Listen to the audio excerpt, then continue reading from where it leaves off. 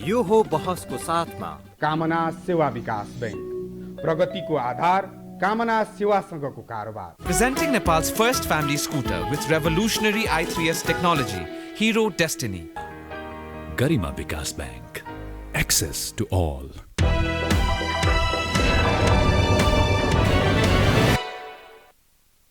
नमस्कार, यो बहसमा म यहाँहरूलाई हार्दिक स्वागत गर्दछु। जीवराम भण्डारी। आज यहाँहरू सामुन्ने उपस्थित हुनुहुन्छ डाक्टर भीम रावल। उहाँ नेकपा एमालेका नेता हुनुहुन्छ, प्रतिनिधि सभा सदस्य, पूर्व उप प्रधानमन्त्री। उहाँसँग आज म समग्र विषय उठान गर्ने प्रयत्न गर्नेछु। नेकपा एमाले र नेकपा माओवादी केन्द्रको एकता पश्चात बनेको नेपाल कम्युनिस्ट पार्टी नेकपा, सर्वोच्च अदालतको पछिल्लो आदेश, तत्पश्चात पुनः साबिकै अवस्थामा फर्केको नेकपा एमाले र नेकपा माओवादी केन्द्र, तत्पश्चात एकपछि अर्को देखा परेको नेपालको राजनीतिक दृश्य र नेपालका कम्युनिस्टहरूको राजनीतिक भविष्य, केपी ओली थप उत्साहित हुँदै गएको स्थिति र आम रूपमा एउटा सर्वसाधारणले हेर्दा नेपालको राजनीतिको निराशाजनक अवस्था र कम्युनिस्टहरूको राजनीतिक भविष्य के रहने अब भन्ने एउटा जनधारणा, जनजिज्ञासालाई पनि यी लगायत यावत विषय म आज डाक्टर भीम रावलसँग यसकारण उठान गर्ने प्रयत्न गर्नेछु। वाककला पनि छ। राष्ट्रिय र अन्तर्राष्ट्रिय त्यो राजनीतिक घटनाक्रम र नेपालको पछिल्लो विकास भएको राजनीतिक अवस्थालाई नजिकबाट बुझ्ने त्यो लायकत, शिक्षा सबै हिसाबले पनि त्यो क्षमता पनि राख्नुहुन्छ। एउटा सम्भावना भएको नेताको रूपमा म डाक्टर भीम रावललाई बुझ्दछु। तर अब के हुन्छ, विकल्प उहाँहरूका सामुन्ने के छ र कम्युनिस्ट राजनीतिको नेपालमा भविष्य के रहला, विश्लेषणात्मक र सूचनामूलक ढङ्गले कुराकानी गर्ने प्रयत्न गर्नेछु। सर्वप्रथम म उहाँलाई स्वागत गर्छु। स्वागत छ यहाँलाई। धन्यवाद। अब कस्तो अप्ठ्यारो स्थितिमा तपाईहरू प्रवेश गर्नुभएको म दृश्य देख्दैछु। मैले अलिकति पृष्ठभूमिमा पनि बताएँ। ओलीजीको कदम असंवैधानिक, नैतिक हिसाबले राजीनामा दिनुपर्ने र मार्ग प्रशस्त गर्नुपर्ने विषयमा कुनै विवाद रहेन। तर ओली थप उत्साहित हुँदै हुनुहुन्छ र तपाईहरू माथि एकपछि अर्को अस्त्र चलाइरहनु भएको छ। तपाईँ सुदूरपश्चिमको इन्चार्ज हुनुहुन्थ्यो, तपाईँ हटाइनुभयो। लेखराज भट्टजी सुदूरपश्चिमको इन्चार्ज हुनुभयो। तपाईँ पार्टीको उपाध्यक्ष हुनुहुन्थ्यो, 9 राष्ट्रिय महाधिवेशनबाट निर्वाचित उपाध्यक्ष। अहिले तपाईँ त्यो पनि हुनुहुन्न। भलै तपाईँले ओलीजीलाई थप स्पष्ट पार्न भनेर थप तपाईँले ओलीलाई पठाएको पत्रमा उपाध्यक्षकै हैसियतमा तपाईँले ओलीलाई पत्र प्रेषित गर्नुभएको छ। एकपछि अर्को तपाईहरूमाथि अस्त्र प्रहार भइरहेछ। अब बताउनुहोस्, जुन सम्भावना भएको नेताको रूपमा मैले तपाईँलाई बुझ्दछु र नेपाली समाज साला खाला त्यस रूपमा बुझ्दछन्, एउटा लेयर असफल भए पनि दोस्रो पुस्ताले त थेगी खाला गरी खाला भन्ने जो दृष्टिकोण राख्दछन्, तपाईहरू त महाधिवेशनसम्म जान सक्ने स्थिति भएन। महाधिवेशन यही रूपमा भयो भने तपाईहरू हार्ने टेन्टेटिभ त्यस्तो देखा पर्छ अनि भोलि टिकट पाउने सम्भावना पनि रहँदैन। चुनाव भयो भने तपाईहरूको पार्टी अगाडि बढ्छ कसरी, कम्युनिस्टहरूलाई नेपाली जनले हेर्ने दृष्टिकोण के बनेको होला, के धारणा राख्नु छ। कृपया, मैले यहीँबाट अलि लामो भयो तर विषय नै यसरी नउठाइकन नआउने भएको हुनाले तपाईँलाई मैले यसरी विषय उठान गरेँ। कृपया। तपाईँले धेरै प्रश्नहरू एकै ठाउँमा गाँसेर सोध्नुभयो। सबभन्दा पहिले अहिलेको जुन राजनीतिक परिस्थिति छ यसमा को व्यक्ति कहाँ पुग्छ, को उत्साही हुन्छ, को अलिकति हतोत्साही हुन्छ भन्ने कुरालाई म खासै महत्त्वपूर्ण ठान्दिनँ। महत्त्वपूर्ण के हो भने हाम्रो देशको राष्ट्रिय स्वाधीनता के हुँदैछ, हाम्रो राष्ट्रिय हितमाथि के हुँदैछ र राष्ट्रिय राजनीतिको समग्र जुन गति हो त्यो कुन दिशातिर जाँदैछ भन्ने त्यो चिन्ताको विषय हेर्नुहोस्। राजनीतिक यात्रामा पात्रहरू आउँछन् जान्छन्, परिवर्तन हुन्छन्। हामीले केपी शर्मा ओलीजीको जुन अहिले स्वेच्छाचारिता र उहाँको दम्भपूर्ण निरङ्कुशताको बढोत्तरी भइरहेको देखेका छौँ। योभन्दा धेरै गुणा बढी सबै दृष्टिकोणबाट एकदम दम्भपूर्ण तानाशाही व्यवस्था नै लाग्छौँ भन्ने प्रवृत्ति पनि नेपालको राजनीतिमा हामीले देखेका हौँ। तर ती सबै कुराहरूको अवसान र फेरि नयाँ किसिमको स्थितिको पुनरुत्थान भएको पनि हामीले देखेका छौँ। इतिहासका ती पक्षहरूबाट शिक्षा लिएर कसरी आज नेपालको कम्युनिस्ट आन्दोलनलाई जोगाउने, कसरी यत्रो ठुलो जनताले दिएको विश्वास र भरोसालाई कार्यरूपमा हामीले परिणाम दिनको लागि सदुपयोग गर्ने, कसरी पार्टीभित्र उत्पन्न अन्तर्विरोधहरूलाई व्यवस्थापन गर्ने, जनताका आकाङ्क्षाहरूलाई कसरी पुरा गर्ने भन्नेतर्फ जुन प्रधानमन्त्रीले, जुन पार्टीको नेताले काम गर्छ त्यो सफल हुन्छ, इमान्दार ठहरिन्छ, जिम्मेवार ठहरिन्छ। आफै दुईटा पार्टीको एकता हुनुपर्छ भनेर गोप्य सम्झौतादेखि लिएर निर्णय गर्ने, आफै त्यो एकतालाई भङ्ग भएको टुलु टुलु हेर्ने वा त्यो भङ्ग गर्नको लागि भूमिका खेल्ने, आफै जनताको अगाडि हामीलाई बहुमत दिनुहोस्, हामी तपाईँहरूको आकाङ्क्षा र यो देशको स्वाधीनता स्वतन्त्रतालाई बलियो बनाउँछौँ भनेर वाचा गर्ने, आफै त्यो कुरालाई भत्ताभुङ गर्ने, यस्तो व्यक्तिलाई यो क्षणिक रूपमा कसैले एकपछि अर्को शक्तिशाली भएको भनेर व्याख्या गरे पनि त्यो क्रमशः त्यस्तो व्यक्तिका यी चरम असफलताका उदाहरणहरू हुन्। अब जहाँसम्म तपाईँले मलाई व्यक्तिगत कुरा सोध्नुभयो के हुन्छ भन्ने बारेमा, यो राजनीतिक यात्रामा मेरो व्यक्तिगत के हुन्छ भन्ने कुरालाई म त्यति महत्त्व दिन्न। म जुन बेला आजभन्दा झन्नै आधा शताब्दी अगाडिदेखि विद्यार्थी क्षेत्रबाट राजनीतिमा प्रवेश गरेको थिएँ, ती आरम्भिक विद्यार्थी कालका जेल जीवनदेखि आजसम्मको यात्रामा मैले धेरै उकाली ओह्रालीहरूको सामना गरेको छु र मेरो त्यो सम्पूर्ण यात्रा यो राष्ट्रको स्वाधीनता, स्वतन्त्रता, जनताको हक अधिकारको लागि समर्पित छ। त्यसकारण आज केपी ओलीजीले नेकपा एमालेको विधान खुलेआम मिचेर 9 राष्ट्रिय महाधिवेशनको निर्णयको उल्लङ्घन गरेर उहाँ जे गरिरहनु भएको छ त्यसबाट मेरो उपाध्यक्ष पद या मेरो कुन चाहिँ इन्चार्जसिप कहाँ जान्छ भन्ने कुराले खासै अर्थ राख्दैन। अर्थ के कुराले राख्छ भने उहाँले जुन यस्ता खालका कानुन विपरीत, विधान विपरीतका पाइला चाल्नु भएको छ, यसले कम्युनिस्ट आन्दोलन र समग्रतामा नेपालको राष्ट्रिय राजनीतिलाई के प्रभाव पार्छ भन्नेतर्फ यो देशको भविष्यप्रति चिन्तित प्रत्येक देशभक्त नेपालीले सोच्नुपर्छ। किनभने यो पार्टीगत राजनीति पनि यो कुनै राष्ट्रको हितभन्दा विपरीत दिशातिर जाने छुट यसलाई हुन सक्दैन। आज केपी ओलीजी तपाईँ बालुवाटारका वार्ता हेर्नुहोस्, उहाँ नागरिकता सम्बन्धमा जुन हामीले त्यत्रो लडाइँ लडेर नेपालको संविधानमा राख्न सफलता हासिल गरेका थियौँ र त्यसलाई राज्य व्यवस्था समितिबाट कानुन निर्माण गरेर कार्यान्वयन गर्नको लागि त्यो प्रतिनिधि सभामा पुगेको थियो। जुन बेला ठिक्क पारित हुने बेला पुगेको थियो उहाँले प्रतिनिधि सभा कसैले थाहा नदिएर बैठकै बन्द गरिदिनु भयो। र यो कुरा धेरै गम्भीर हो। त्यसकारण मैले नागरिकताको त्यो पछि कुरा गरौँला प्रसङ्ग, मैले खालि एउटा उदाहरण दिएको हो। त्यसकारणले गर्दा अब नेपालको राजनीतिमा केपी शर्मा ओलीजीले जे निर्णय गर्नुहुन्छ होला, अहिले उहाँ नेकपा एमालेको अध्यक्ष भएर उहाँले पार्टी विधानभित्र प्रवेश गरेर त कुनै पनि काम गर्नुभएको छैन। म यहीँबाट चुनौती दिन सक्छु उहाँलाई, केन्द्रीय कमिटीको बैठक बोलाउनुहोस् न त। उहाँ मैले यो तपाईँले कुरा कोट्याउनुहुन्छ भनेर मैले नेकपाको एमालेको विधान बोकेको छु। यो विधानको धारा 9 राष्ट्रिय महाधिवेशन पारित, यो यसमा पछि प्रसङ्गमा प्रवेश गरौँला।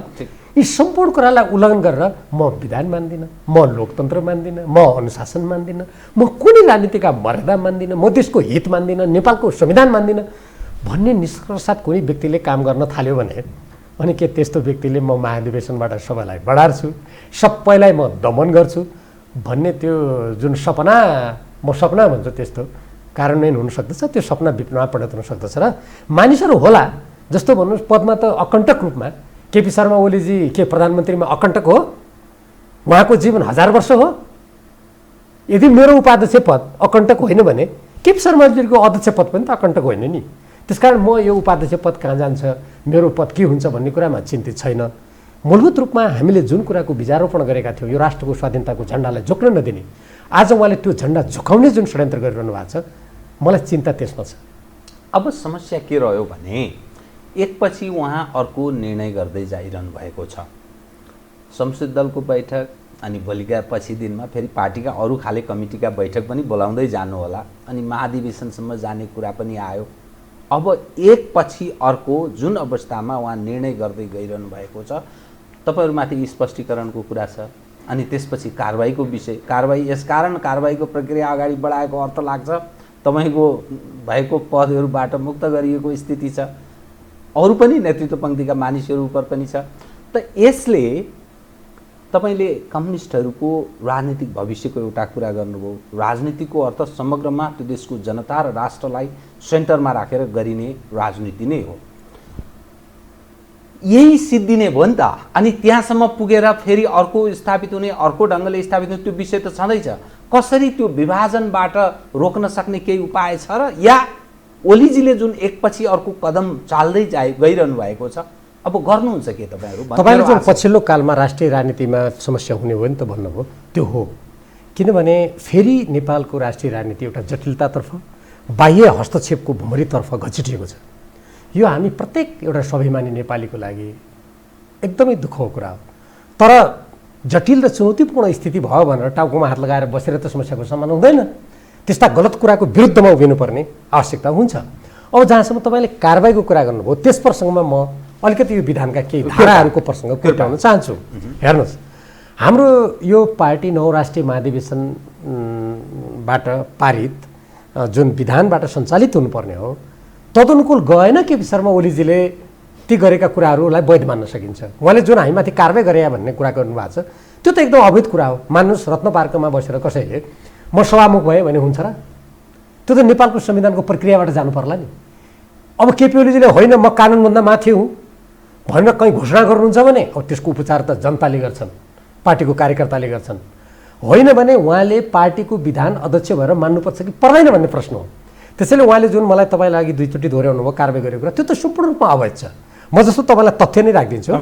हाम्रो पार्टीको विधानको यो अध्याय 3 को धारा 14मा केन्द्रीय कमिटीको व्यवस्था छ। यो केन्द्रीय कमिटीको व्यवस्थामा के भनेको छ भने केन्द्रीय कमिटी 2 महाधिवेशनको अवधिमा पार्टीको सर्वोच्च निकाय हुनेछ। त्यसमा केन्द्रीय कमिटीमा देहाय बमोजिम पदाधिकारी हुनेछन् भनेको छ र त्यसको 1 मा के लेखेको छ भने राष्ट्रिय महाधिवेशनबाट निर्वाचित अध्यक्ष 1, उपाध्यक्ष 5, महासचिव 1, उपमहासचिव 2, सचिव 5 गरी जम्मा 14 जना पदाधिकारी है। त्यसपछि 2 मा 14 पदाधिकारी र वरिष्ठ नेता 1 सहित 115 पूर्ण र 44 वैकल्पिक गरी जम्मा 159 सदस्य। 3 मा राष्ट्रिय महाधिवेशनबाट निर्वाचित कुल सदस्य सङ्ख्याको जुन 159 भयो त्यसको 10% भन्दा बढी नहुने गरी त्यसमा सदस्य थप्न सकिन्छ भनेको छ। र यो जुन 10% छ नि, यो 10% हामीले पहिले थपिसकेका छौँ। त्यहाँ कुनै पद रिक्त छैन।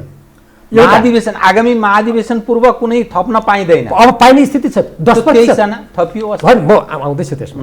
10% थप्ने व्यवस्था थियो, त्यो हामीले पहिले पुरा गरिसक्यौँ। त्यहाँ पद रिक्त छैन।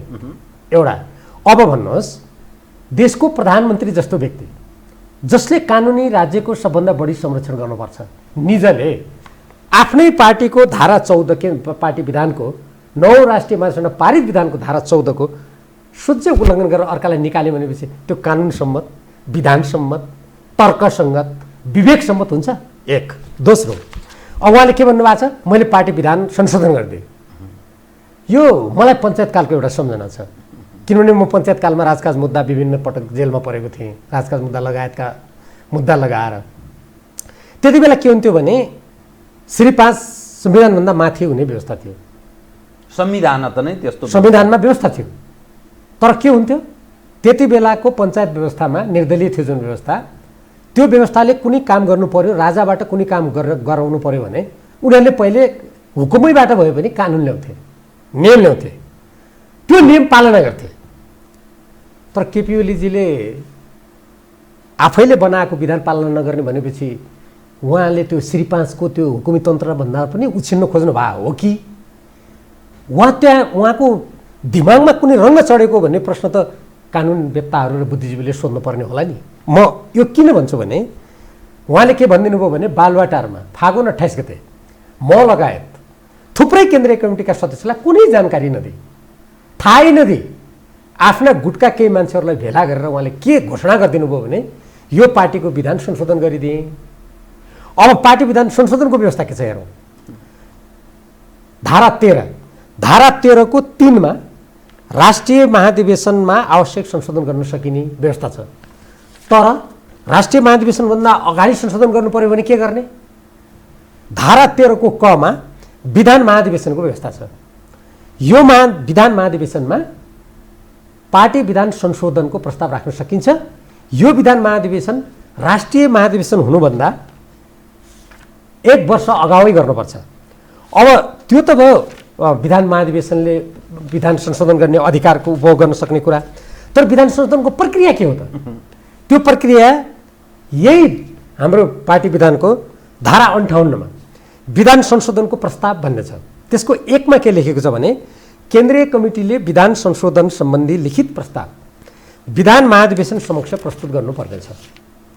अनि यसको 2 मा के भन्छ भने केन्द्रीय कमिटीले धारा 58 को उपधारा 1 बमोजिमको लिखित प्रस्ताव विधान महाधिवेशन सुरु हुनुभन्दा 1 महिना अगावै स्थानीय कमिटी तथा पार्टी सदस्य समक्ष पुर्याउनु पर्नेछ। अनि 3 मा विधानमा संशोधन पेश गर्न चाहने स्थानीय पार्टी कमिटी र सदस्यले आफ्नो लिखित प्रस्ताव तोकिए बमोजिम केन्द्रीय कमिटी समक्ष प्रस्तुत गर्नुपर्नेछ। यस्तो प्रस्तावका सम्बन्धमा केन्द्रीय कमिटीले आवश्यक निर्णय गर्नेछ। अब यस्तो स्पष्ट व्यवस्थाको विपरीत गत फागुन 28 गते केपी शर्मा ओलीजीले सरकारी निवास बालुवाटारमा प्रधानमन्त्रीको निवासमा आफ्ना गुटका केही मान्छेलाई बोलाएर अरू थुप्रै हामी केन्द्रीय कमिटी सदस्यलाई जानकारी नदिएर पार्टी विधान मैले संशोधन गरिदिएँ, त्यो रिक्त नभएको केन्द्रीय कमिटीमा पनि मैले 23 जना सदस्य राखेँ भनेपछि त यहाँभन्दा यो तपाईँ कुनै लोकतन्त्रमा कल्पना गर्न सकिन्छ? यस्तो कुरा त हिजोको निर्दलीय पञ्चायत व्यवस्था जहाँ नेपालको संविधानभन्दा माथि हुकुम गर्न सक्ने श्री 5 भन्ने राजा भएको बेला पनि सम्भव थिएन यो बेला। अब कल्पना गरौँ यदि यस्तै कुरा ठिक हो, हामीले यत्रो लडेर सुखानीको जङ्गलदेखि रामनाथ दाहाल लगायतका 4 जनादेखि मदन भण्डारीले दासढुङ्गामा गरेको बलिदान, पिस्करमा गरेको बलिदान थामीहरूले र त्यसपछि गत जनक्रान्तिमा दर्जनौं मानिसले गरेको बलिदान र हामीले जेल नेलका यातना भोगेर दुनियाँलाई हामीले समानता न्याय लोकतन्त्र दिन्छौँ भनेर भनेको कुरा केपी ओलीले यस्तै गर्नुको लागि हामीले ल्याएको भनेर घोषणा गर्नुहोस् न त उहाँहरू। त्यसपछि अनि हामी के गर्छौँ निर्णय गर्छौँ नि। किनभने हिजोका शासकहरू पनि मैले भनिहालेँ हुकुमबाट नियम ल्याउन सक्ने अवस्थामा थिए, तर नियम मान्थे। यहाँ त राष्ट्रिय महाधिवेशनले पार्टीहरूको विधान मान्दिन भन्ने केपी शर्मा ओलीजी को हो? उहाँले यो गर्नुको अर्थ हो उहाँ निरङ्कुश स्वेच्छाचारी बाटोमा लाग्नु भएको छ, जसको परिणामस्वरूप कम्युनिस्ट पार्टीले हासिल गरेको यत्रो ठुलो उपलब्धि नेपाली जनताले राष्ट्रिय स्वाधीनतालाई बलियो बनाउन नेपालको संविधान मार्फत जुन संविधान जारी गर्दा हामीले भारतको नाकाबन्दी सहनु पर्यो, त्यत्रो ठुलो 2 पटक चुनाव गरेर अर्बौं खर्च गरेर निर्माण ल्याएको व्यवस्था सम्पूर्ण धरापमा पार्ने काममा उहाँ किन लागिरहनु भएको छ? बरु तपाईँहरू जस्तो अलिक गम्भीर रूपमा विश्लेषण गर्ने सञ्चारकर्मी साथीहरूले विश्लेषण गरेर यसका सम्पूर्ण पाटाहरूलाई खोलिदिनु भयो भने यो नेपालको राष्ट्रिय हितको लागि धेरै उपयोगी हुन सक्दछ। यहाँ कुनै पार्टी भन्दा पनि आज राष्ट्र कता जाने भन्ने कुरा आउँछ। किनभने यसरी विधान बिच्ने मान्छेले र नेपालको संविधानको धारा 76 लाई ठाडै मिचेर असंवैधानिक काम गर्ने व्यक्तिले राष्ट्रको हितलाई स्वार्थलाई आफ्नो कुर्सी र पदको लागि आज जुन बालुवाटारमा नागरिकता विधेयक नागरिकता सम्बन्धी विषय लगायत जुन हिजो हामीले तराई पहाड छुट्याउन पाइँदैन, यो देशको अखण्डतालाई खण्डित गर्न पाइँदैन भने हामी लड्यौँ। आज त्यसमा उहाँ पद र कुर्सीको लागि बालुवाटारमा बसेर उहाँले सौदाबाजी गरिरहनु भएको छ। यो अत्यन्तै गम्भीर कुरा छ। हेर्नुहोस्, म यहाँसँग नि एकातर्फ उहाँ पार्टीको विधान अनुसार काम गरिरहनु भएको छैन, पार्टीको विधान विपरीत काम गरिरहनु भएको छ। संवैधानिक हिसाबले देशको संविधान प्रतिकूल पनि भन्ने अर्थ लाग्यो होइन, विगतको सर्वोच्च अदालतको फैसलालाई आधार बनाउने हो भने। त अब तपाईहरू गर्नुहुन्छ के? किनभने तपाईले उठाएको विषय जेन्युन पनि छ, विधान तपाईले कोड गर्नुभयो, देशको संविधानको विषयलाई उठान गर्नुभयो, विगतको योगदानको पनि तपाईले स्मरण गर्नुभयो, तर मान्नु भएन। अब मान्नु भएन, गर्नुहुन्छ के बताउनुहोस् त? त्यसको उत्तर यो नेपाल कम्युनिस्ट पार्टी एमालेको विधान जो 9 राष्ट्रिय महासभामा पारित भएको थियो यसको प्रस्तावनाले दिएको छ। म त्यो प्रस्तावनाको तपाईको ठ्याक्कै प्रश्नसँग मिल्ने कृपया यही विधानले दिएको उत्तरको 2 वाक्यमा पढेर सुनाउन चाहन्छु। पार्टीका सबै सदस्यहरू समान छन्, पार्टीको सार्वभौम अधिकार पार्टी सदस्यहरूमा निहित रहनेछ। यसको प्रयोग पार्टी विधानअनुसार गरिनेछ। पार्टी सदस्यहरूले सामाजिक आर्थिक रूपान्तरणका लागि वर्ग सङ्घर्षमा सामेल हुँदै विचार, सङ्गठन र सङ्घर्षका क्षेत्रमा अग्रणी भूमिका खेल्नेछन्। अब कुनै व्यक्तिले यो पार्टीको विधान मिच्ने, 9 राष्ट्रिय महाधिवेशनका निर्णय नमान्ने, नेपालको कानुन मिच्ने काम गर्यो भने नेकपा एमालेका पार्टी सदस्यहरूले आफ्नो सार्वभौम सत्ताको प्रयोग गर्छन्। म टु दी पोइन्ट गएँ है त। उहाँले घोषणा गरेको आगामी जो महाधिवेशनको तिथि मिति छ त्यो महाधिवेशनमा जाने कि नजाने? हाम्रो पार्टीको विधानको मैले फेरि तपाईँलाई यो राष्ट्रिय महाधिवेशनकै बारेमा भन्नुपर्ने भयो। धारा 13 मा राष्ट्रिय महाधिवेशनको व्यवस्था छ। त्यो राष्ट्रिय महाधिवेशनको लागि कुनै आयोजक कमिटी बनाउन पाइँदैन। 9औं राष्ट्रिय महाधिवेशनको यो विधान बमोजिम राष्ट्रिय महाधिवेशनको आयोजना केन्द्रीय कमिटीले गर्नुपर्छ। म पढेर सुनाउन चाहन्छु। कृपया। राष्ट्रिय महाधिवेशन तथा विधान महाधिवेशन भन्ने शीर्षक छ धारा 13 मा। त्यसको कमा भनेको छ राष्ट्रिय महाधिवेशन पार्टीको सर्वोच्च संस्था हुनेछ र यसको आयोजना केन्द्रीय कमिटीद्वारा हरेक 5 वर्षमा हुनेछ। अब यस्तो स्पष्ट व्यवस्थालाई केपी शर्मा ओलीजीले सामन्त गोयलको सल्लाहबाट कि जुन राति उहाँले कार्तिक महिनामा 3 घण्टा मन्त्रणा गर्नुभएको थियो, कसको सल्लाहबाट 9 राष्ट्रिय महाधिवेशनका त्यस्ता सार्वभौम पार्टी सदस्यले निर्वाचित गरेर पठाएका प्रतिनिधिहरूले त्यत्रो बहस छलफल गरेर काठमाडौँको भिरकुटी मण्डपबाट निर्माण गरेको यो पार्टी विधानको विपरीत उहाँले आयोजक कमिटी कसको सल्लाहबाट र कसको खल्टीबाट र कुन षड्यन्त्रका तानाबाना बुनेर घोषणा गर्नुभयो? यो मेरो प्रश्न होइन। मैले जसरी यसको पार्टीको विधानको प्रस्तावनामा अघि तपाईँलाई पढेर सुनाएँ, पार्टीका सदस्यहरू सबै समान छन् र तिनीहरू पार्टीको सार्वभौम अधिकार पार्टी सदस्यमा निहित हुनेछ र विधानमा पनि प्रयोग गर्नेछन् भन्ने जुन यसमा लेखेको छ, यसको विरुद्धमा जानु भने त यो त कम्युनिस्ट पार्टीको विरुद्धको अपराध हो। हेर्नुहोस्, जसले यो विधानको यो महाधिवेशनको यो धारालाई उल्लङ्घन गर्छ ती व्यक्तिहरूले म कम्युनिस्ट पार्टी निर्माण गर्छु, मैले कम्युनिस्ट एकताका लागि काम गरेको हुँ भन्यो भने त्योभन्दा हास्यास्पद कुराहरू के हुन सक्दछ? त्यसकारण महाधिवेशनको सन्दर्भमा पनि म तपाईँको प्रश्नको जवाब यही पार्टी विधानको जुन प्रस्तावनाले पार्टी सदस्य सार्वभौम छन् भनेको छ र केन्द्रीय कमिटीले त्यसको आयोजना गर्नु छ भनेको छ, हामी यो विधानको मार्ग निर्देशन अनुरूप दृढतापूर्वक अगाडि बढ्छौँ। अब राजनीतिमा जटिलता समस्या आउँदा त्यसको विधिसम्मत सिद्धान्तनिष्ठ राजनीतिक नैतिकतालाई मुख्य आधार बनाएर पार्टी पङ्क्ति र जनतामाथि भरोसा गरेर अगाडि बढ्नु चाहिँ अवश्य पर्छ। ती कुरालाई हृदयङ्गम गरेर हामी दृढतापूर्वक अगाडि बढ्छौँ। तर एउटा दुःखको कुरा के हो भने यो मेरोमा आएर अब यत्रो 7 दशक लामो सङ्घर्षपछि जुन नेपाल कम्युनिस्ट पार्टीले उपलब्धि हासिल गरेको थियो त्यो जनता र देशलाई बलियो बनाउनको लागि सदुपयोग होला भनेको त्यसमाथि केपी शर्मा ओलीजीले कुठाराघात गर्नु भएर दुःख त अवश्य लागेको छ। तर देश र जनताको लागि दुःख मानेर टाउकोमा हात लगाएर समस्याको समाधान नभएको हुनाले आफ्नो जीवनकालभरि यस्ता विधान मिच्ने, संविधान मिच्ने, राष्ट्रको स्वाधीनता र जनताको हक अधिकारमाथि कुठाराघात गर्ने प्रवृत्तिको विरुद्ध सङ्घर्ष दृढतापूर्वक हुन्छ। हामी त्यो बाटोमा जान्छौँ। मौन रहनुहुन्न। मौन रहने त कुरै आएन। पार्टी कार्यालय सर्यो, व्यापारीको घरमा सर्यो। अब तपाईँहरू बिचको सम्पर्क संवाद एकदम कमजोर टुट्दै गएको छ। यसरी हेर्दा नेकपा एमाले एउटा ओली समूह र ओलीसँग विमति राख्ने अर्को पक्ष या समूह यसरी जाने भयो। समग्रमा हेर्दा विभाजनलाई रोक्ने आधार केही छ भन्ने त्यस्तो देखा पर्दैन। तपाईँले पार्टी कार्यालयको प्रसङ्गबाट कुरा गर्दा म त्यसमा धेरै कुरा भन्न चाहन्न। खालि के मात्रै कुराको सम्झना दिलाउँछु भने नेपालको संविधानमा समाजवाद उन्मुख व्यवस्थाको चर्चा छ। अर्थतन्त्रलाई 3 खम्बे नीतिको आधारमा अगाडि बढाउने भनेको छ। सार्वजनिक भनेको सरकारी, सहकारी र निजी, अनि समाजवादको बाटोमा जाने भनेको छ। अब हाम्रो त पार्टीको नामै कम्युनिस्ट पार्टी छ, मार्क्सवाद लिने भए त नामै छ हो। अब यो पार्टीले आफ्ना कार्यालय कस्तो ठाउँमा राख्नुहुन्छ हुँदैन भन्ने कुरा यो त सामान्य बुद्धि भएको मान्छेले सोच्ने कुरा हो। यति भनेपछि कुरा बुझियो, म धेरै भन्दिनँ।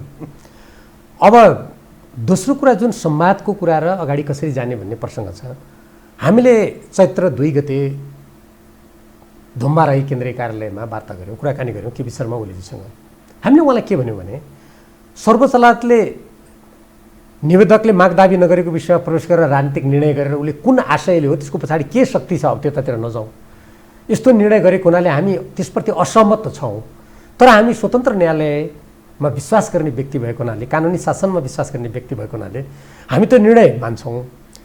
त्यसो भएको हुनाले अब नेकपा एमाले पुनर्जीवित भइसकेपछि अब विगतका कमी कमजोरी कहाँ के भए, हिजो नेकपा छँदाखेरि, नेकपा नेपाल कम्युनिस्ट पार्टी छँदाखेरि कसले के गर्यो कसो गर्यो, त्यो अलिकति सामान्य अवस्था आएपछि हामी समीक्षा गरौँला।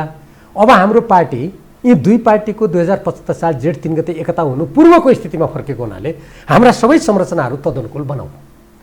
अब हामी ठन्डा दिमागले सोचौँ, राष्ट्रको हित, जनताको हित र यो पार्टीको उज्यालो भविष्यलाई दिमागमा राखेर हामी एक हौँ भनेर हामीले प्रस्ताव राख्यौँ।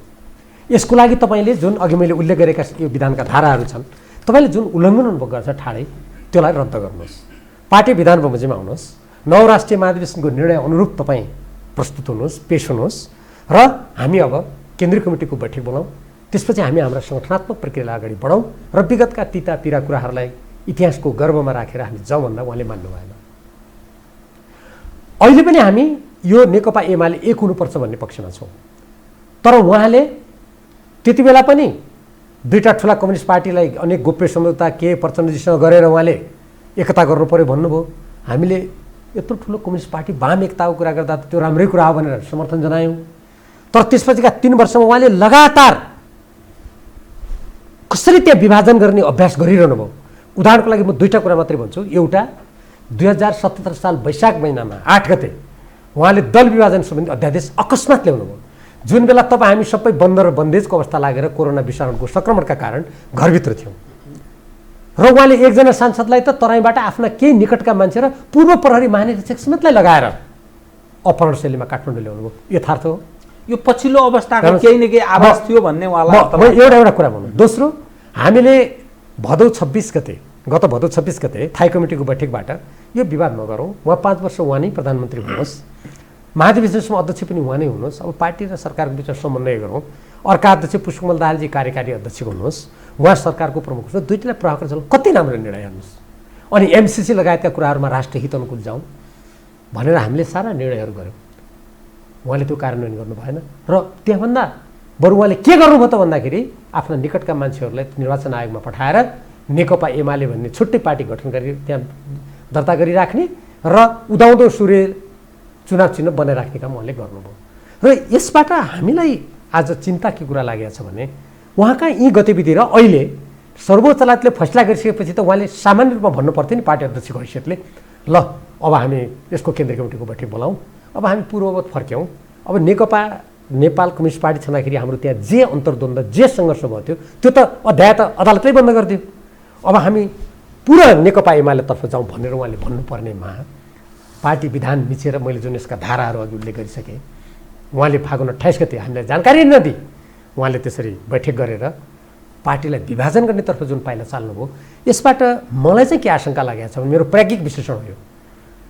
जसरी विगतमा हामीले नेपालको संविधान ल्याउँदा हामीमाथि नाकाबन्दी भयो, त्यो नआओस् भन्ने स्थिति थियो, हाम्रो देशको तराई पहाडलाई विभाजन गर्ने कुरा भयो, जात जातको आधारमा देशलाई विभाजित गर्ने ठुलो अभ्यास भएको थियो। हेर्नुहोस्, म त दुईटै संविधान सभामा छु नि, केपी शर्मा ओलीजी पहिलो संविधान सभामा हुनुहुन्न थियो, म त त्यहाँ पनि थिएँ। ती सबै कुराबाट हामीले देशलाई जुन जोगाएर ल्यायौँ नि, नेपालको कम्युनिस्ट आन्दोलनलाई जोगाएर ल्यायौँ नि। अहिले म केही दिनदेखि यता जब केपी ओलीजीले बालुवाटारमा सत्ताको खेल आफ्नो कुर्सी जोगाउनुको लागि उहाँले जे गतिविधि गरिरहनु भएको छ र खास गरी कार्तिक मीनाको सामन्त गोयलसँगको भेटपछि उहाँका यी काम तीव्र भएका छन्, हेरौँ। अनि यो हेर्दा मलाई आज के लागेको छ भने त्यति बेला जे कुरामा हाम्रो राष्ट्रको स्वाधीनता स्वतन्त्रता हाम्रो आफै निर्णय गर्न पाउने अधिकारको हामीले सुरक्षा गरेका थियौँ नि, तपाईँले कतिको सूक्ष्म रूपमा हेर्नु भएको छ। केही हप्तादेखि ती कुरामाथि प्रहार भएर अब उल्टाउनुको लागि अन्त होइन, बालुवाटारमै छलफल भइरहेको छ। भनेपछि यो हेर्नुहोस्, प्रत्येक देशभक्त नेपालीले अत्यन्तै गम्भीर रूपमा सोच्नुपर्ने कुरा हो। र हामीले त्यसकारण आज पनि के भनेका छौँ भने नेकपा एमालेको सम्पूर्ण पङ्क्तिले यो विधान बमोजिम सर्वोच्चको फैसलाले हामी जहाँ पुनः पहिलेकै अवस्थामा फर्केका छौँ त्यही स्थितिमा जानुपर्छ। केपी शर्मा ओलीले त्यसको विपरीत गरेको काम यो विधान विपरीत हुन्छ, कानुन विपरीत हुन्छ, कम्युनिस्ट आन्दोलनलाई धराशायी गर्ने खेल हुन्छ भनेर बिउजुनुपर्छ। यदि बिउजेन भने तत्काल त हेर्नुहोस् कसको के पद जाला, कसको के होला, को कुन पदमा जाला। न प्रधानमन्त्री मैले अघि भनिसकेँ पद सदा रहने हो, न हामी रहने हो, न कोही अर्को रहन्छ, न कोही स्थानीय तहको रहन्छ। स्थानीय तहको त एक वर्षपछि चुनावै हुँदैछ। उहाँले जुन धाक धम्की दिनुभएको छ निकालिदिन्छु भनेर, उहाँले त्यो निकाल्ने कुरा असम्भव छ। त्यो प्रक्रिया 1 वर्षभन्दा बढी लाग्छ। 1 वर्षमा त स्थानीय तहका मान्छेको आफ्नै पद सकिन्छ। प्रदेश सभाका सदस्यहरूको जम्मा 2 वर्ष हो। त्यसमा उहाँले चाहिँ पार्टी दल त्याग गरेको वा अर्को पार्टी नखोल्दासम्म उहाँले निकाल्न सक्नै हुन्न, हामीलाई पनि सक्नुहुन्न। त्यो उहाँले निलम्बन सिलम्बनका त्यस्ता गफ धम्की धार दिएर त्यो केही पनि काम लाग्दैन। त्यो धाक धम्की के हो भने अलिकति कमजोर मनस्थिति भएको मान्छे डराएर त्रसित भएर आफ्नो पछि लाग्ला भन्ने उहाँको त्यो षड्यन्त्र हो। यो निरङ्कुश चरित्र भएका शासकले त्यस्तै गर्छन्। अनेक प्रकारका डन्डा देखाएर मलाई पनि पञ्चायतकालमा गिरफ्तार गरेर नोखोबाट गृह मन्त्रालय ल्याएको थियो क्या एकचोटि तपाईँ तर्साउनुको लागि। त्यस्ता अरू धेरै घटना मसँग छन्, त्यो अहिले सम्भव छैन भन्नलाई। त्यसैले यस्तो विषम स्थितिमा नेकपा एमाले पङ्क्तिले यो विधानको पक्षमा, संविधानको पक्षमा, लोकतन्त्रको पक्षमा उभिएर मात्रै नेकपा एमालेको एकतालाई जोगाउन सकिन्छ। नभए केपी शर्मा ओलीजीले हामीले जतिसुकै कुराकानी गर्न खोजे पनि, जतिसुकै मिल्न खोजे पनि उहाँ नमिल्ने काम जे गर्दा हुन्छ त्यो जुन गरिरहनु भएको छ नि, यसबाट के देखिन्छ भने देशभक्तिको झन्डा उठाएर आएको कम्युनिस्ट पार्टीलाई पहिले सिद्ध्याउने, त्यसपछि नेपाललाई सिद्ध्याउने खेलको यो एउटा अङ्ग हो भन्ने मलाई चाहिँ लागेको छ। केपी शर्मा ओली अर्थात् यहाँको पार्टी अध्यक्ष, देशको प्रधानमन्त्री योजनाबद्ध ढङ्गले कम्युनिस्टहरू मात्रै सिद्ध्याउने होइन, मुलुक समाप्त पार्ने प्रयत्नमा लाग्नु भएको छ। योजनाबद्ध ढङ्गले कसैको सल्लाह परामर्शमा राष्ट्रहित प्रतिकूल भन्ने अर्थ लाग्छ यहाँको विश्लेषण सुन्दा। म तपाईँ यो विषयसँग म थप उठान गर्छु कि ओलीजीको पक्षबाट एउटा विषयमा उठान गरेँ। ओलीजीले उदारता यसकारण देखाउनु भएन, सर्वोच्च अदालतको पछिल्लो जुन आदेश आयो नि, त्यो आदेश नआएको भए जुन लड्डु खाने काम भयो, ओलीजीको त मटियामेटै गर्ने योजनामा हुनुहुन्थ्यो नि त तपाईँहरू। त्यसकारण उहाँले रिभेन्ज लिनुभयो, स्पष्टीकरण तपाईँलाई पनि माग्नुभयो, माधवजीलाई माग्नुभयो, अरूलाई नि माग्नुभयो। त्यसकारण त्यो मानवीय स्वभावका कारण पनि तपाईँहरूमाथि डन्डा बर्साउनु भयो, अस्त्र चलाउनु भयो। उहाँलाई त्यो सर्वोच्चको पछिल्लो आदेशले अलिकति पुट नदिएको भए त उहाँ त समाप्त हुने स्थिति हुन्थ्यो नि त, होइन? त्यो गलत तर्क हो, होइन? त्यो गलत तर्क हो। तथ्य हेरौँ, उहाँ जब प्रधानमन्त्री हुने स्थिति आयो, उहाँले के गर्नुभयो? पार्टीको निर्णय विपरीत विपक्षी दलसँग मिलेर विपक्षी दलका मान्छे ल्याएर मन्त्री बनाउनु भयो, जबकि पार्टीको 2/3 बहुमत थियो। ल पछि त यो सर्वोच्चको फैसलामा उहाँसँग भएको हाम्रो अन्तरसङ्घर्षले आफू समाप्त भएर उहाँले अहिले बदला लिन खोज्नुभयो भनेर मानौँ। त्यो निर्वाचनपछि लगत्तै पार्टीको बैठकमा छलफल नगरेर विपक्षी दललाई ल्याएर मन्त्री किन बनाएको? सोचौँ उहाँ कता कता हिँड्दै हुनुहुन्थ्यो। निर्वाचनभन्दा अगाडिको कुरा सम्झना दिलाउँछु।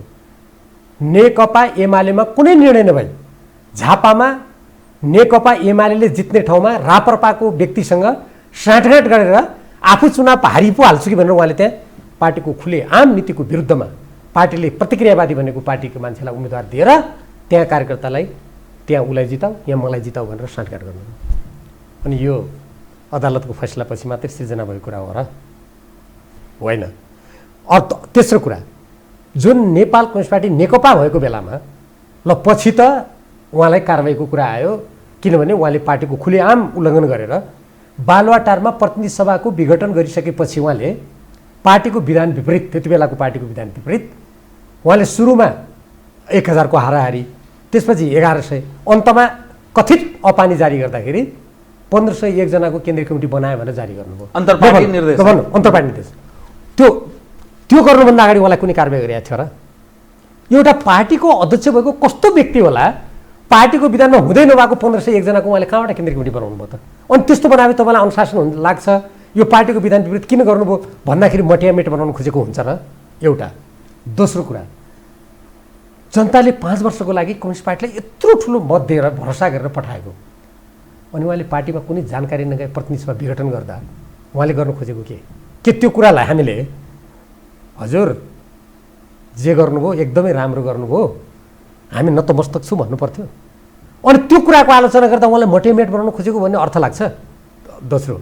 अर्को अन्तिम कुरा अझ सबैभन्दा खतरनाक, कृपया, उहाँले जब प्रतिनिधि सभा विघटन गर्नुभयो, विघटन गरिसकेपछि उहाँले संवैधानिक परिषदको बैठक मनपरी किसिमले बोलाउनुको लागि फेरि आफैले वैशाख महिनामा यो देशको लागि आवश्यक छैन भनेर राष्ट्रपतिले समेत फिर्ता लिइसकेको संवैधानिक परिषद सम्बन्धी कानुनको फेरि अध्यादेश ल्याएर उहाँले फेरि समस्या सिर्जना गर्नुभयो, बल्झाउनुभयो समस्या। पुस 1 गते उहाँकै सरकारी निवास बालुवाटारमा बसेको थाई कमिटीको बैठकमा उहाँले किन यस्तो विधेयक ल्याउनु भयो भनेर मल र पम्फा भूषालजी हामी राष्ट्रपति समक्ष समावेदन दिनुको लागि गएका थियौँ। 83 जना प्रतिनिधि सभाको हस्ताक्षर गरेर सदस्यहरूको त्यो अविश्वासको प्रस्ताव थिएन। त्यो संवैधानिक परिषदले कानुन फेरि ल्याएर उहाँले किन फेरि यस्तो गर्दै हुनुहुन्छ, यसको छलफल गरौँ प्रतिनिधि सभा भनेर हामीले त्यहाँ गएका थियौँ। थाई कमिटी उहाँले के भन्नुभयो, अब म प्रतिनिधि सभा पनि विघटन गर्दिनँ, यो अध्यादेश पनि फिर्ता लिन्छु, अब पार्टीमा राम्रोसँग विधि पद्धतिबाट चलेर जाउँ। त्योभन्दा अगाडि पनि उहाँले पटक पटक त्यस्ता प्रतिज्ञा गर्नुभएको, उल्लङ्घन गर्नुभयो। उहाँले त्यो थाई कमिटीमा भन्नुभयो, तर भनेको भोलिपल्टै संविधान परिषदको बैठक बोलाउनु भयो। पछि प्रचण्डजी गएर विरोध गर्दा स्थगित त गर्नुभयो, तर 5 गते त उहाँले प्रतिनिधि सभा विघटन गरिदिनु भयो, पुस 5 गते।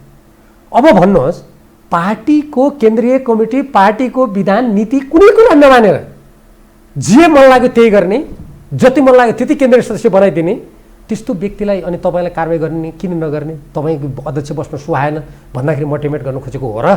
यदि त्यति बेला तत्कालीन नेपाल कम्युनिस्ट पार्टी नेकपाले या त्यति बेला केन्द्रीय कमिटी या थाई कमिटी जसमा हामी 2/3 थियौँ झन्नै, उहाँलाई पार्टी विधानको कुनै पनि दफा विपरीत यदि गरेको रहेछ भने उहाँको त्यो तर्क बल्ल कार्यकर्ताले हो कि क्या हो भनेर हेर्न पर्ने हुन्छ। तर त्यस्तो थिएन। त्यहाँ मोटिभेट गर्नु खोजेको होइन। उहाँले जब छुट्टै पार्टी खोल्नको लागि 1501 जनाको केन्द्रीय कमिटी बनाएर निर्वाचन आयोगमा दर्ता गर्न गएपछि अनि त्यहाँ विवाद खडा भएर त्यो नक्कली हो, त्यो होइन, त्यो नेकपाको विधानमा छैन भनेर हामीले गएर उहाँलाई कारवाही गर्नुपर्ने स्थिति तपाईँ अध्यक्षमा बस्न अयोग्य भन्नु खोप परेको त्यस कारणले हो। तर त्यो कारवाही पनि हामीले पहिले गरेका होइनौँ, यो पनि सबैले बुझौँ। उहाँले बालुवाटारमा त्यस्तो अवैध पार्टीको विधान विपरीत गुटको बैठक बोलाएर के गर्नुभयो भने भीमरावलाई सुदूरपश्चिमको इन्चार्जबाट हटाइयो, अर्को कोलाई कहाँबाट हटाइयो, पुष्पकमल दाहालको भदौ 26 गते जुन कार्यकारी अध्यक्ष भनेर गरिएको निर्णय थियो थाई कमिटीको त्यो हटाइयो। अब भन्नुहोस्, पार्टीको विधान विपरीत गणपूरक सङ्ख्या नपुगेका गुटको मान्छे भेला गरेर सारा मान्छेको पद गयो भनेर घोषणा गर्ने उहाँ अनि मोटिभेट गर्नु खोजेको हामीले हो र? उहाँले त्यो निर्णय गर्नु भएपछि हामीले पार्टी विधान बमोजिम उहाँका ती गलत कामलाई रोक्न मात्रै खोजेका हो। हेर्नुहोस्, अब म यहाँसँग अलि अलग ढङ्गले अर्को विषय उठान गरेँ।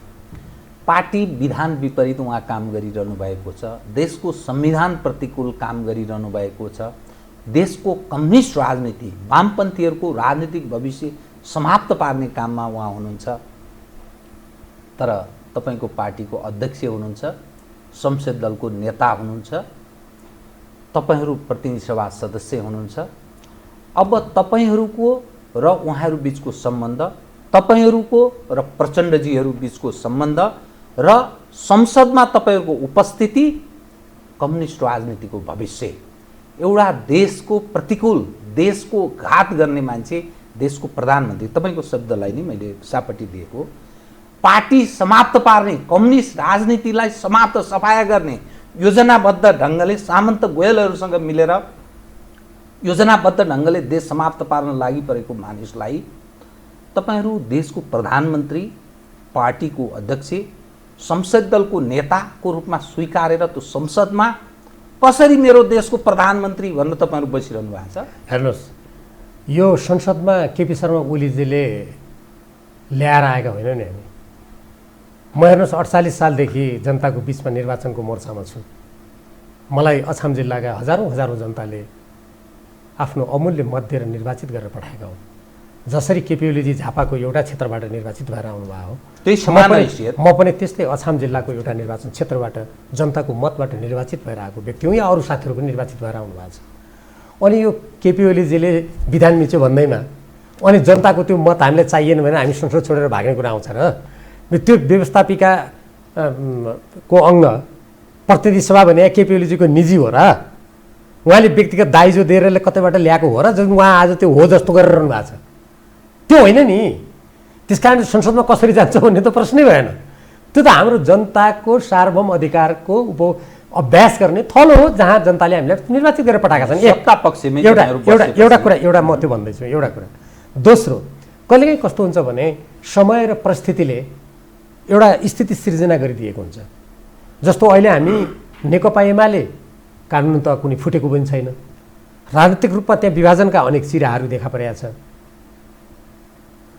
यस्तो स्थिति एउटा बिन्दुमा गएर के होला भन्ने कुरा निर्केल त अवश्य निस्केला। तर अहिले हामीले त्यहाँ कुनै प्रतिनिधि सभामा केपी ओलीजीले भनेको गरेको कुनै काममा निर्णायक भूमिका खेलिरहनु पर्ने स्थिति आइसकेको छैन। जस्तो मान्नुहोस्, उहाँले नेपाललाई उपनिवेशकरणतर्फ लैजाने, नेपालको भूमि कब्जा गर्ने, नेपालको कानुनभन्दा माथि अमेरिकी कानुन मान्नुपर्ने, नेपालको प्रसारण लाइनमा अमेरिकाको असीमित अधिकार हुने, अनि नेपालको चाहिँ नेपालमा संस्था नेपालमा खोल्ने निर्देशन अमेरिकाबाट हुने, 1 दर्जनभन्दा बढी त्यहाँ गोप्य सम्झौता छन्, जनताले पढ्नै पाएका छैन, संसदमा पेशै गरेका छैन। उहाँको प्रिय पात्र अर्थमन्त्री युवराज खतिवडाले संसदमा भएको सम्झौता अनुमोदनको लागि पेश भएको छ। गोप्य रूपमा अर्थ मन्त्रालयबाट त्यसको कार्यान्वयन सम्झौता अमेरिकासँग गरेर त्यसको एउटा धारा नै संशोधन गरेर अमेरिकामा पत्र पठाइदिएछ गोप्य रूपमा। यस्तो देशघाती काम गर्ने उदाहरणको लागि त्यो कुरालाई केपी ओलीले त्यहाँ अनुमोदन गर्नु पर्यो। अब नेपाल आजका मितिदेखि पृथ्वीनारायण शाहले शिलान्यास गरेर एकीकरण गरेर त्यसपछिका चाहे शाह वंशका जोसुकै राजा हुन् या राणा हुन् या पञ्चायत हुन्, कसैले पनि यो देशलाई पराधीन प्रत्यक्ष रूपमा नगराएको म गराउँछु एमसिसी मार्फत भनेर उहाँले प्रस्ताव ल्याउनु भयो भने निर्णय गर्ला नि त्यति बेला। एउटा उदाहरण, त्यस्तो देशको बारेमा निर्णायक कदम चाल्नु पर्यो भने अहिले त केही आएको छैन। उदाहरणको लागि त्यस्तै नागरिकता भनेको देशको दीर्घकालीन अस्मितासँग गाँसिएको छ। हामीले यी सबै कुरालाई ध्यानमा राखेर जुन त्यो प्रतिवेदन राज्य व्यवस्था समितिबाट त्यहाँ पुगेको थियो त्यसलाई त पास हुन नदिएर केपी ओलीजीले षड्यन्त्र गर्नुभयो। अब उहाँले त्यसलाई फेरि त्यसलाई चाहिँ खतम पारेर ल जसरी उहाँले गृह मन्त्रालयबाट अब यो सम्पूर्ण विदेशीको लागि चाहिँ नागरिकता खुला हुने छ भन्ने आशयबाट उहाँले त निर्देशन जारी गर्नुभएको थियो नि। हामीले विरोध गऱ्यौँ, उहाँले मान्नु भएन। तर पछि कानुनी रूपमा अदालतबाट आदेश आएपछि मात्रै त्यो गृह मन्त्रालयको आदेश निष्क्रिय भएको थाहा पाइराखौँ देशभक्त नेपालीले। भोलि मान्नुहोस् उहाँले फेरि त्यस्तै नागरिकताको कुरा अगाडि ल्याएर यो राष्ट्रलाई जनसङ्ख्याको राजनीतिबाट समाप्त गर्ने पाइला चाल्नुभयो भने त्यति बेला निर्णय गरौँला उदाहरणको लागि। त्यसकारण त्यो कुन हिसाबले त्यहाँ पेश हुनुहुन्छ भन्ने दोस्रो कुरा त्यो भयो। तेस्रो कुरा, अब केपी ओलीजीले त विधान मिचेर धमाधम एकपछि अर्को निर्णय गर्दै हुनुहुन्छ। कहिलेकाहीँ यो राजनीतिक कुराहरूमा धैर्य गरेर समयलाई प्रतीक्षा गर्नुपर्ने हुन्छ र घटनाक्रमहरूलाई नजिकबाट हेर्नुपर्ने पनि हुन्छ। उहाँ कति हदसम्म जानुहुँदो रहेछ त, के गर्नुहुँदो रहेछ त? उहाँको दिमागमा जुन निरङ्कुशताको भूत चढेको छ, चलन चल्तीको भाषामा म भूतमा त विश्वास गर्दिनँ, त्यो कतिसम्म त्यसले रङ नदेखाउँदो रहेछ त्यो पनि हेर्नुपर्ने छ। त्यस कारणले गर्दा अहिले कुनै धैर्य गुमाएर हतारमा यस्तो भन्नुभन्दा पनि अहिले हामीले गर्नुपर्ने कुरा हाम्रो अगाडि के चुनौती आएको छ भने पार्टी विधानको रक्षा गर्ने, नौ राष्ट्रिय महाधिवेशनको मार्गनिर्देशन अनुसार चल्ने, पार्टीको एकतालाई जोगाउनलाई सक्दो प्रयास गर्ने, केपी शर्मा ओलीजीका फुटवादी कुराहरूलाई सकेसम्म प्रतिवाद गर्ने, नेकपा एमाले पङ्क्तिलाई एकताबद्ध भएर केपी ओलीका विधान विपरीत राष्ट्रिय महाधिवेशन विपरीतका कुराहरूतर्फ नलाग्नुहोस् है। यो देशलाई जोगाउने हो, वामपन्थी आन्दोलनलाई जोगाउने हो भने सजग हुनुहोस्। यो कसैका धाक धम्की तत्कालीन कुनै क्षणिक पदको लाभमा परेर यो राष्ट्रको दीर्घकालीन हित र नेपाली जनताको स्वाभिमान र स्वाधीनताको मूल्यमा त्यता गलत बाटोमा नलागौँ है कोही भनेर आह्वान गर्ने, त्यो पहिलो चरणको काममा हुनाले हामीले कार्यकर्ता राष्ट्रिय भेला गऱ्यौँ, विभिन्न जनसङ्गठनका कार्यक्रमहरू गऱ्यौँ, हामी जिल्लामा विभिन्न कामहरू गर्छौँ र केपी शर्मा ओलीजीलाई फेरि पनि भन्छौँ तपाईँ विधान विपरीतको काम रद्द गर्नुहोस्। तपाईँले प्रयोग गरेका कटु शब्दहरू, हामीले प्रयोग गरेका शब्दलाई तपाईँलाई लागेका कटु शब्द र वाक्यहरूलाई ठन्डा दिमागले समीक्षा गरौँ। हेर्नुहोस् व्यक्तिको स्वार्थभन्दा राष्ट्रको स्वार्थ धेरै ठुलो कुरा हो र कहिलेकाहीँ व्यक्तिगत रूपमा शिर झुकाउनु परे पनि यदि देशको शिर उठ्छ भने झुकिदिनुपर्छ भन्ने मान्यताका साथ जाउँ भनेर हामी उहाँलाई भन्दै गर्छौँ। अब मान्नु भएन भने जे परिस्थिति आइलाग्छ दृढतापूर्वक आँटका साथ राष्ट्रको हितलाई सर्वोपरि राखेर यो विधान, राष्ट्रिय महाधिवेशन, कम्युनिस्ट आन्दोलनको उज्यालो भविष्यको रक्षाको लागि हामी अगाडि बढ्छौँ। पर्खर हेरको अवस्थामा तपाईँहरू हुनुहुन्छ, तर आत्मसमर्पण ओलीसँग गरिँदैन। विधान विपरीत होइन, उनका कर्मलाई पर्खेर हेरे मात्रै छैन, हामी उहाँका जुन गलत काम हुन् त्यो कामलाई रोक्नुको लागि पाइला पनि चालिरहेको छौँ सँगसँगै। पर्खेर हेरे मात्रै होइन एउटा। अब जहाँसम्म तपाईँले आत्मसमर्पण भन्नुभयो नि, यो यसमा म एउटा कुरा अलिकति संशोधन गर्छु। के भने कतिपय मान्छेले कुन दृष्टिकोणबाट हेर्छन् भने नेकपा एमाले भनेको मानव केपी ओलीजी हो अनि हामी त्यहाँ गएको जस्तो अनि गएर आत्मसमर्पण गरिदिनु पर्ने, यो ठ्याक्कै उल्टो हो कुरा। 2032 सालमा अखिल नेपाल क्रान्तिकारी कम्युनिस्ट केन्द्र मार्क्सवादी लेनिनवादी होइन अखिल नेपाल क्रान्ति कोअर्डिनेसन केन्द्र मार्क्सवादी लेनिनवादीको स्थापना भएको थियो। 28 सालमा झापा किसान विद्रोह भयो, कतिपय त्यसका मान्छे जेलमा परे, त्यसपछि गएर त्यो 32 सालमा गठन भयो। म त्यो बेलादेखि नै त्यसको धारामा संलग्न छु। 35-36 सालको आन्दोलनपछि नेकपा माले गठन भयो, त्यसपछि गएर त्यो विकसित हुँदै गएर पछि चौथो महाधिवेशन भयो र मदन भण्डारी त्यसको महासचिव हुनुभयो। होइन, यी सम्पूर्ण आन्दोलन बाहिर सिर्जना गर्दा केपी ओली त जेलमा हुनुहुन्थ्यो, याद रहोस् सबैलाई।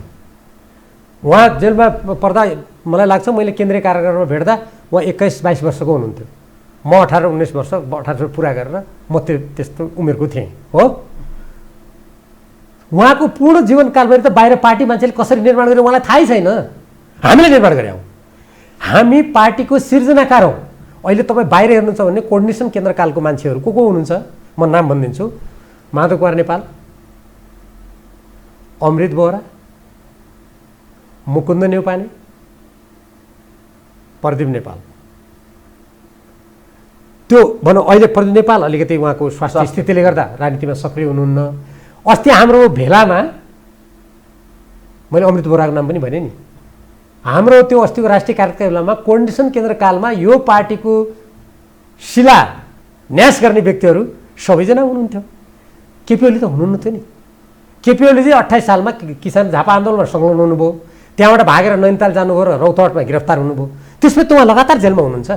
अनि नेकपा एमाले मानौँ कि केपी ओली भन्नेको एमाले अनि हामी भनेको त्यहाँ जाने, साँच्चीकै भन्नुहुन्छ भने त्यो नेकपा माले भने जुन पार्टी बाहिर हामीले सिर्जना गरेका थियौँ, म 35-36 सालदेखि तत्कालीन नेकपा मालेको विद्यार्थी र बुद्धिजीवी क्षेत्रको संस्थापक नेता हुँ। म तत्कालीन एकता 5औं अन्तर्राष्ट्रिय कुरा काठमाडौँको बुद्धिजीवी कमिटीको म पहिलो सचिव हुँ, जुन बेला मालेको सिर्जना थियो भूमिगत कालमा।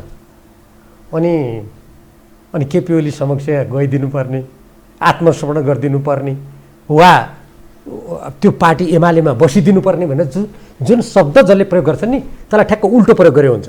यद्यपि केपी ओली 9 राष्ट्रिय महाधिवेशनबाट उहाँ अध्यक्ष हुनुभएको छ।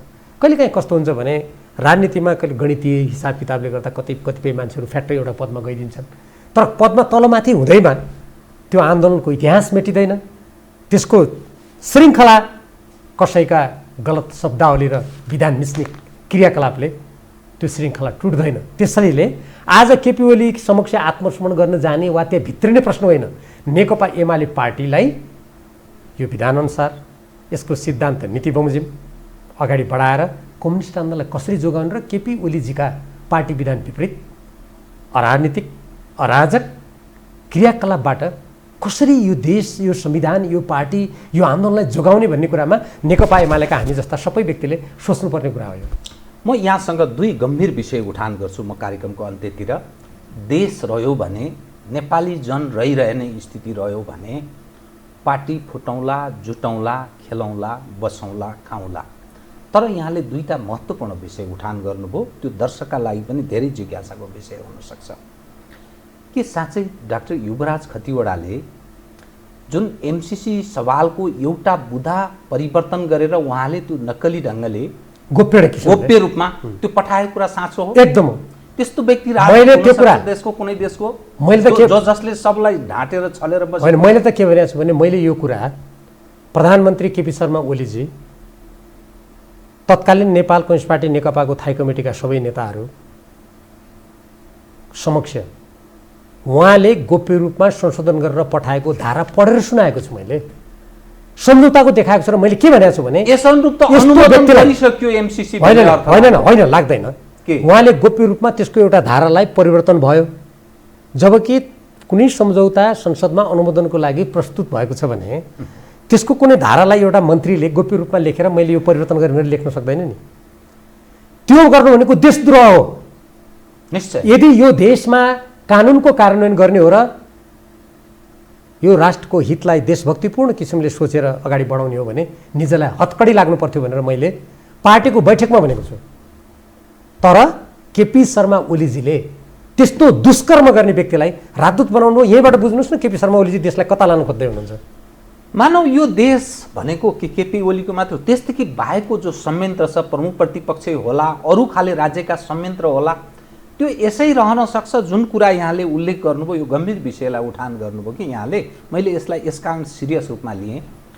तर सम्पूर्ण संयन्त्र किन हुन्छ? यो के हो? यो राज्य कसरी चलेको छ? यो तपाईँले भनेको कुरा धेरै गम्भीर विषय छ। हेर्नुहोस्, 2007 सालदेखि आजसम्मको हामीले राजनीतिक विश्लेषण गऱ्यौँ।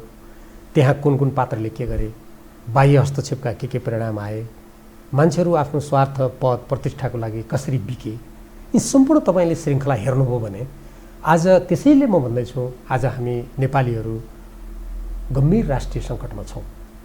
यो कुनै व्यक्ति प्रधानमन्त्री को कति हुन्छ, को के मन्त्री हुन्छ भन्ने बाहिर सतहमा मात्रै मान्छेले देख्छन्। गर्भभित्रमा यो राष्ट्रको स्वाधीनता, स्वतन्त्रता, अस्मिता, राष्ट्रिय सुरक्षा खतरामा छ आज। त्यसकारणले गर्दा यसलाई गम्भीर रूपमा हेर्नुपर्नेछ। अब किन सबै मौन छन् भनेको मैले यो विश्लेषण गरेपछि तपाईँले त्यसको अलिकति छनक पाउनुभयो होला। कतिपय मान्छेहरू पद जोगाउन चुप लाग्छ, कतिपय मान्छेहरू घुसपैठबाट प्रभावित छन्, कतिपय मान्छेहरू आफ्नो दहम, अहङ्कार र प्रतिशोधका बन्दी छन्, राष्ट्रको बारेमा बोल्दैनन्।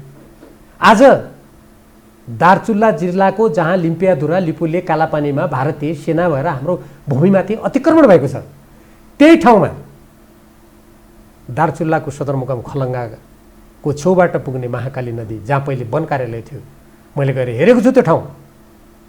त्यो सम्पूर्ण भूभाग आफूभित्र पारेर भारतले तटबन्ध बनाइराखेको छ। कहाँ छन् हाम्रा परराष्ट्र मन्त्री? कहाँ छन् हाम्रा सुरक्षा निकाय? मैले भन्दाखेरि सुरक्षा निकायका मानिसहरू हामीले के गर्ने, प्रधानमन्त्रीले बोल्दैनन् भन्ने जवाब दिनु होला। माथिबाट नतिला आएको छ भन्ने विषय। अनि कहाँ हुनुहुन्छ प्रधानमन्त्री केपी शर्मा ओलीजी? उहाँ बालवाटारमा नागरिकता सम्बन्धी काम गर्ने, कसरी सत्ता टिकाउनलाई जनता समाजवादी पार्टीका सम्पूर्ण मागहरू पुरा गर्ने भन्ने खेलमा बालवाटारमा बसिरहनु भएको छ। हाम्रो मातृभूमिको दार्चुलाको छेउमा बग्ने महाकालीको किनारमा विदेशी पाइलाहरूले कुल्चिरहेछ। प्रधानमन्त्री बालवाटारमा पद कसरी जोगाउने भनेर उहाँ 24 घण्टा कुनै दलसँग साँठगाँठ गर्न तल्लीन हुनुहुन्छ।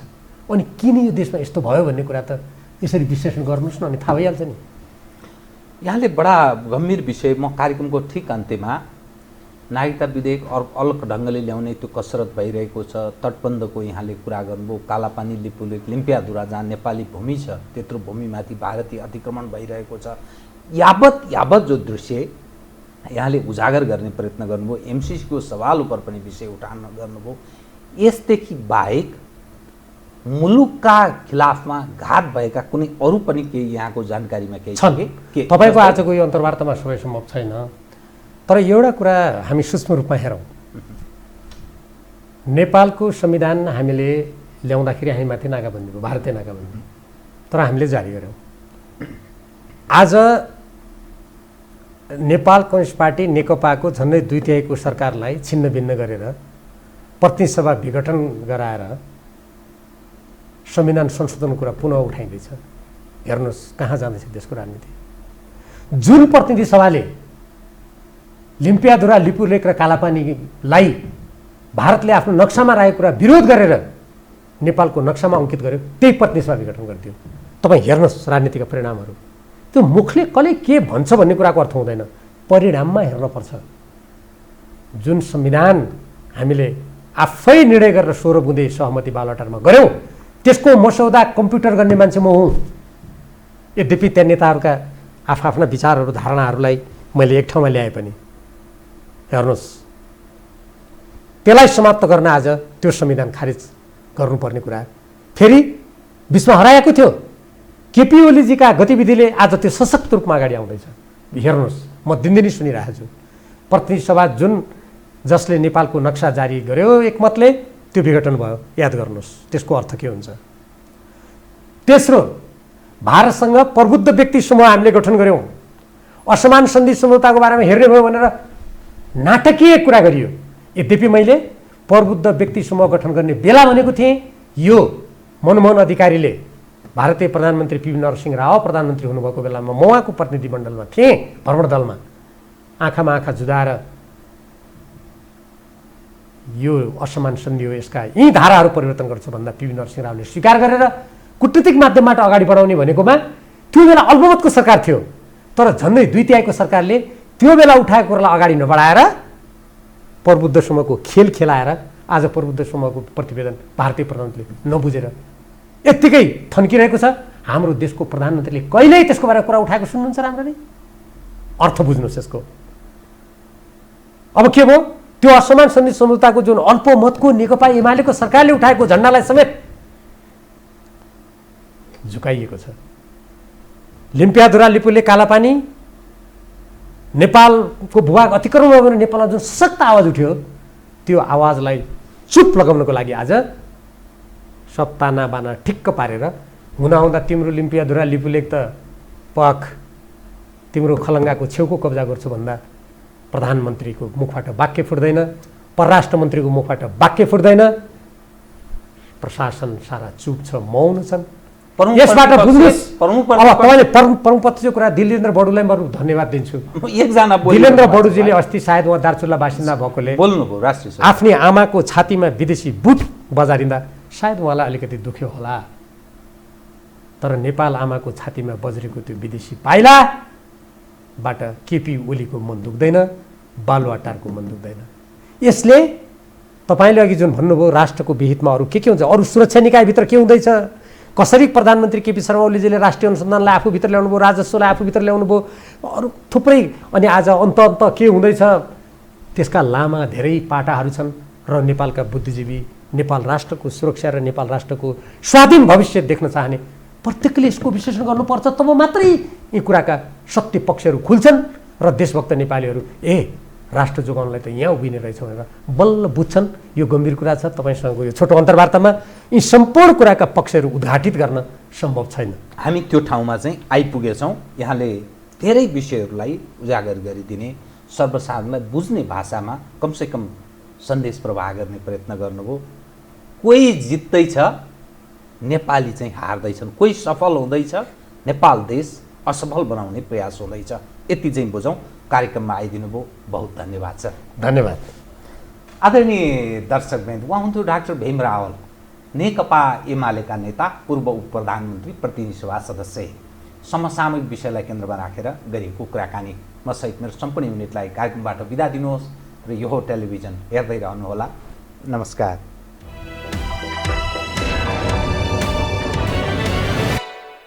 यो हो बहसको साथमा कामना सेवा विकास बैंक, प्रगतिको आधार कामना सेवासँगको कारोबार। Presenting Nepal's first family scooter with revolutionary i3S technology, Hero Destiny. Garima Vikas Bank. Access to all.